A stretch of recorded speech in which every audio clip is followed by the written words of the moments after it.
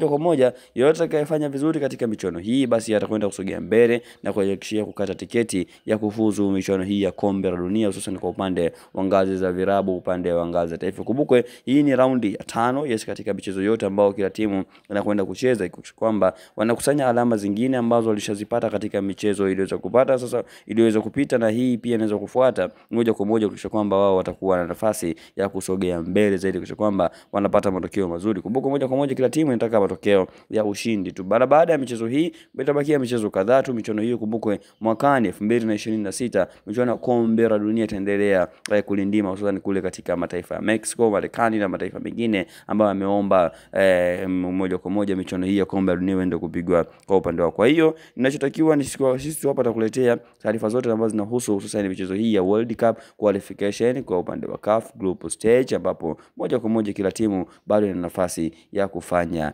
vizuri. Nani atakwenda kupita